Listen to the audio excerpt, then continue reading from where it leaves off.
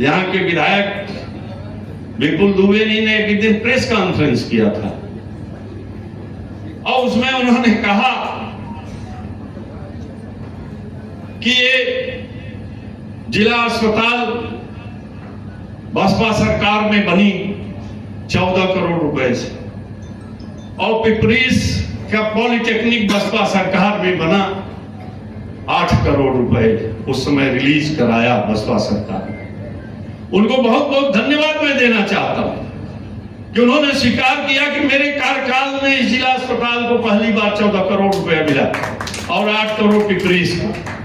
लेकिन वो एक बात भूल गए जो मैं कहना चाहता हूं, हमारे मित्र लोग होंगे जो उनसे मिलते होंगे उन्हें बताएंगे। मुझे बड़ी चिंता हुई जब उन्होंने यह कहा कि 14 करोड़ 2008 में जिला अस्पताल को मिला, फिर एक साल बाद रिवाइज एस्टिमेट हुआ 2 करोड़ और मिला, 14 करोड़ भ्रष्टाचार में चढ़ गया, फिर उसी सरकार में 2 करोड़ और मिला, वो भी भ्रष्टाचार में चढ़ गया, फिर 3 करोड़ उसी सरकार में मिला, वो भी भ्रष्टाचार में चढ़ गया। पॉलिटेक्निक के लिए 8 करोड़ रुपया मिला, भ्रष्टाचार की भेंट चढ़ गया, फिर एक साल बाद 2 करोड़ और मिला, वो भी भ्रष्टाचार में चढ़ गया, फिर एक साल बाद 1-1.5 करोड़ और मिला, वो भी भ्रष्टाचार में चढ़ गया, रिवाइज एस्टिमेट बनाया गया। मैं कहना चाहूंगा आलोचना अच्छी बात है, आदमी को आलोचना से आत्ममंथन करने का एक अवसर मिलता है। मुझे भी अवसर मिला, मैंने भरतराज सिंह से कहा उनका भाई जरा आरटीआई से निकालो कि कब रिवाइज एस्टिमेट पास हुआ, क्योंकि मुझे अच्छी तरह याद है जब मैं शिलान्यास किया था जिला अस्पताल का, दीपिका दुग्गल उस समय 8 में डीएम थी, भरतराज थे उस समय साथ में, तो 14 करोड़ रुपया मैंने अंटू मिश्रा को जो स्वास्थ्य मंत्री थे उनको एक मॉडर्न इंटर कॉलेज दिया था, उसके बदले में उनसे ये 14 करोड़ स्वास्थ्य विभाग से मैंने रिलीज कराया था। जिला बन गया था 4 में, याद रखिए, 1994 में, लेकिन जिला अस्पताल 8 तक एक पैसा नहीं मिला था शासन से। तो हमने उनको जब मॉडर्न इंटर कॉलेज दिया तो उनसे 14 करोड़ रुपया रिलीज कराया जिला अस्पताल की 2008। ये बात कहा उन्होंने, इसके लिए उनको धन्यवाद दे रहा हूं कि उन्होंने स्वीकार किया कि मेरे समय में ये जिला अस्पताल को 14 करोड़ रुपया मिला और पॉलिटेक्निक के लिए 8 करोड़। लेकिन जो उन्होंने कहा कि रिवाइज एस्टिमेट 3 बार मिला, भ्रष्टाचार चढ़ गया, और उस समय कौन जिम्मेदार था आप सब जानते हैं, यानी मेरी तरफ इशारा था कि उस समय जब रिवाइज एस्टिमेट बसपा सरकार में 3 बार हुआ, भ्रष्टाचार में चढ़ गया, तो कौन जिम्मेदार था आप लोग जानते हैं, नाम नहीं लेना चाहता। मैं कहना चाहूंगा मेरे छोटे भाई हैं, आरोप लगाने के पहले पता करना चाहिए। मैं आपको बताना चाहता हूं यहां सभी भाइयों को कि हमारे समय में जो भी शिलान्यास हुआ वह बिना पैसा दिए शिलान्यास नहीं हुआ। पहली बात आप याद रखिए, मैंने नहीं छोड़ा उस पत्थर को कि वो पत्थर पड़ा रहे और कुत्ते उस पर पेशाब करें। मैंने एक भी ऐसा काम नहीं किया, फर्जी रूप से हमने शिलान्यास नहीं किया। हमेशा नियम और कानून के तहत जब धन स्वीकृत कराया उसके बाद शिलान्यास किया। 14 करोड़ रुपया 8 में ले आए और ये एमओयू पर साइन किया था पीडब्ल्यूडी निर्माण निगम ने कि हम टाइम बाउंड कार्यक्रम दिया था कि 2011 तक इसको आप पूरा करना होगा, अगर नहीं करेंगे तो आपसे रिकवरी होगी। उनकी हिम्मत नहीं थी रिवाइज एस्टिमेट दे सके शासन में। रिवाइज एस्टिमेट कोई भ्रष्टाचार नहीं होता है, लेकिन एक लापरवाही जरूर होती है। रिवाइज एस्टिमेट का मतलब यह होता है कि जितना धन स्वीकृत हुआ उस धन से नहीं बन पाया, समय ज्यादा हो गया, तो फिर इंजीनियर उसका एस्टिमेट देता है कि महंगाई बढ़ गई, अब हमको थोड़ा और दीजिए तभी हम बना पाएंगे। लेकिन तब भी हमारे समय में कांपते थे अधिकारी, हिम्मत नहीं थी रिवाइज एस्टीमेट दे पाए। मैंने निकलवाया, मुझे दिए, आरटीआई मेरे पास है। 14 करोड़ रुपया 8 में दिया और 2011 तक जब मैं रहा मिनिस्टर, हिम्मत नहीं पड़ी कि रिवाइज, तब तक बनता रहा जिला अस्पताल। रिवाइज एस्टीमेट कब हुआ? 2012 नवंबर में, जब सपा की सरकार थी। विधायक जी इसको जरा देख लीजिएगा और अंगुली उठाइएगा, प्रश्न उठाइएगा, विधानसभा में आप बोल सकते हैं कि जब 14 करोड़ में एमओयू हुआ, 2011 तक ये बन जाना चाहिए, तो फिर 12 में सपा की सरकार में 3 करोड़ रिवाइज एस्टीमेट एक्स्ट्रा कैसे दे दिया गया? उसके लिए वो जिम्मेदार थे, रंगनाथ मिश्रा जिम्मेदार नहीं थे। पॉलिटेक्निक के लिए सदर प्रसाद थे पॉलिटेक्निक मंत्री, उनको जब मैंने कॉलेज दिया, वही बांस गांव के थे गोरखपुर, तब पॉलिटेक्निक एक तो मैंने बनवाया था, राजनाथ जी थे मुख्यमंत्री तौराई में, दूसरा पिपरीस में मैंने सदर प्रसाद से ले आए। वो अभी तब तक बनता रहा जब तक मैं गवर्नमेंट में रहा, मैं सरकार था यहाँ का, और उस सरकार में किसी की हिम्मत नहीं थी, चाहे मैं पहले रहा हूं चाहे बाद में रहा हूं मंत्री में, कि कोई भी अधिकारी कोई भ्रष्टाचार कर सके। लड़ा मैंने भ्रष्टाचारियों से, और उसी का परिणाम था कि मुझे जेल भी जाना पड़ा। जिस ढंग से अपराधियों ने मेरे ऊपर फर्जी मुकदमा 2012 में एक नहीं 2 मुकदमा लगाए, लेकिन न्यायालय से बड़ा कौन देगा सर्टिफिकेट? मैंने वो नहीं की। जब से पैदा हुआ राजनीति में, तब से समाजवादी पार्टी के लोगों से लड़ता रहा। फूलन देवी से लड़ाई लड़ी, बड़े बड़े सुरमाओं से लड़ी यहीं पर, लेकिन कभी आह नहीं किया। उसी प्रकार उन समाजवादी लोगों से भी, जब उनके तीनों विधायक थे और किस प्रकार के लोग थे आप सब जानते हैं, उनसे भी नहीं झुका और उन्हें भी पराजित किया। ठीक है, हमारे ऊपर मुकदमा लगाए, मैं फेस किया, 10 साल मुकदमा लड़ा, 2.5 साल जेल भी काटा, लेकिन आह नहीं निकली, और 22 जब न्यायालय ने बरी किया, चुल्लू भर पानी में डूब मरना चाहिए ऐसे लोगों को जो उंगली उठाते हैं कि जिम्मेदार कौन है। मेरे भाइयों, लड़ाई लड़नी पड़ती है जब लोगों के लिए, तो बहुत संघर्ष करना पड़ता है।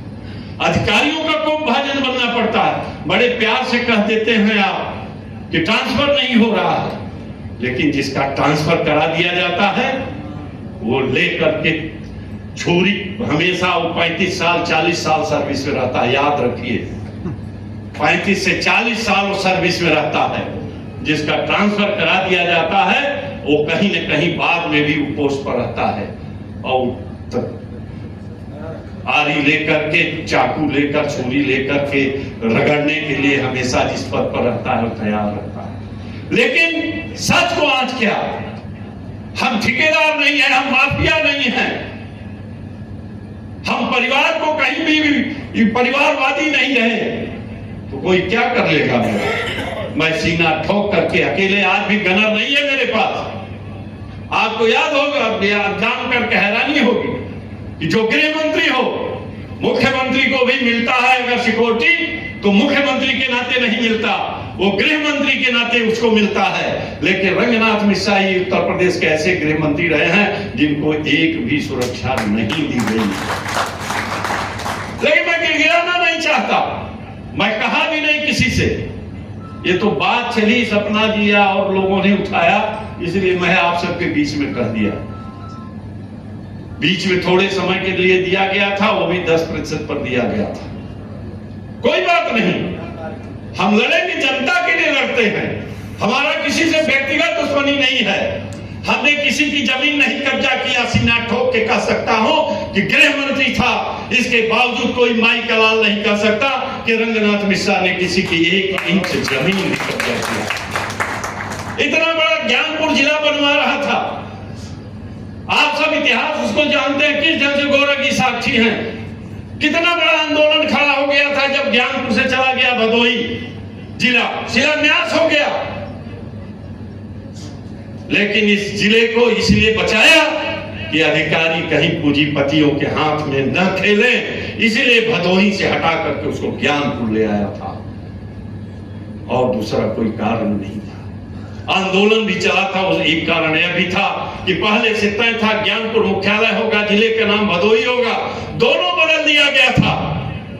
कैसे ले आया गया दोनों बातों को, जिला भी ज्ञानपुर में ले आए, मुख्यालय और नाम भी हमने बदलवा करके संत रविदास नगर की जगह संत रविदास भदोही किया। क्या लोग विरोध नहीं करते होंगे? भदोही के लोग, हमारे लिए तो चौरी बहुत नजदीक था भाई, बबनौटी बहुत नजदीक था भदोही से, लेकिन एक कमिटमेंट होता है। मुझे याद है गौरव जी हमारे साथ गए थे, मैं कमेटी का चेयरमैन था उस समय, बालाजी दर्शन करने हम लोग एक टूर पर गए थे, ये भी थे साथ। यहां से फोन गया कि यहाँ बड़ा आंदोलन चल रहा है, आप तुरंत भाग के आइए। गौरव जी हम लोगों को छोड़ दे चुके, हमारे साथ 10-15 और विधायक थे, कमेटी थी। ये जो है वहां से तुरंत भाग के आए और इनको साथ बदतमीजी भी किया यहाँ लोगों ने। मुख्यालय पर ज्ञानपुर जो एसडीएम बैठते थे, फिर मैं लौट करके आया, इन लोगों ने बताया मुझे, फिर मैंने सभा की। गोरख जी और सारी टीम लगी, घनश्याम जी, नागेश जी, जितने भी उस समय पुराने लोग थे, उमाशंकर, दयाशंकर, तेगा सिंह भी यहाँ दिखाई पड़े, वो भी थे, अंबश जी थे, सारे लोग डटे। सभा हुई, पुरुषोत्तम पांडे जी सब लोग थे, भरतराज जी।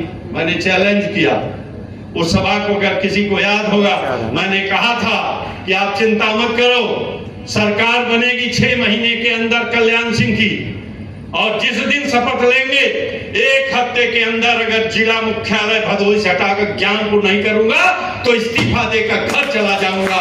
ये मेरा वचन है आपको।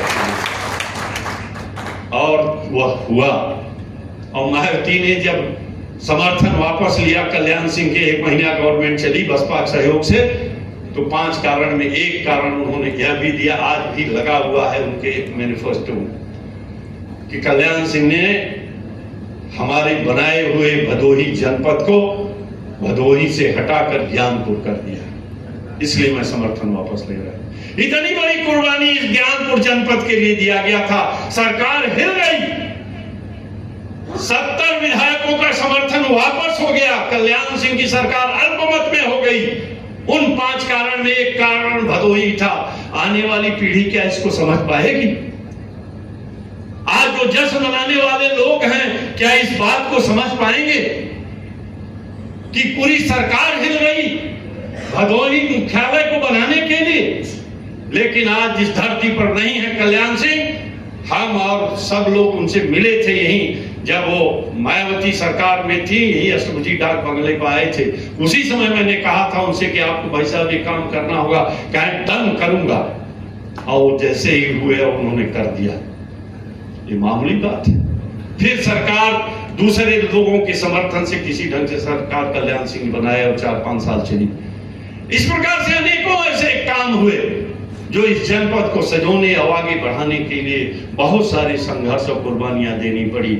मैं यही कहना चाहता हूं कि ये जो मेहनत है, जो संघर्ष है, आने वाली पीढ़ियों को भी बताएं और इस जश्न को बेजा नहीं कहीं इस्तेमाल होने दें। यहाँ की धरती पर पैदा हुए लोग निश्चित रूप से सिर्फ नौकरी के लिए नहीं, सिर्फ यहाँ शिक्षा के लिए नहीं, बल्कि वह पावर जो राजनीतिक पावर होती है, 3 ही पावर होते हैं मेरे साथियों, muscle power, money power, political power. अगर इसमें से आप सबसे बड़ा अगर कोई पावर है तो पॉलिटिकल पावर है।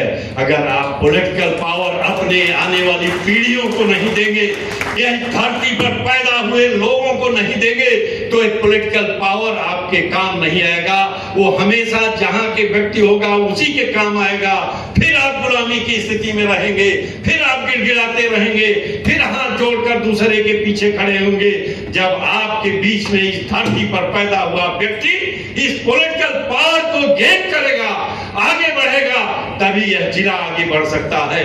इन्हीं शब्दों के साथ आप आकाश भूमि न्यूज, राष्ट्रीय समाचार पत्र व वेब न्यूज चैनल, निडर पत्रकारिता की एक अनोखी झलक।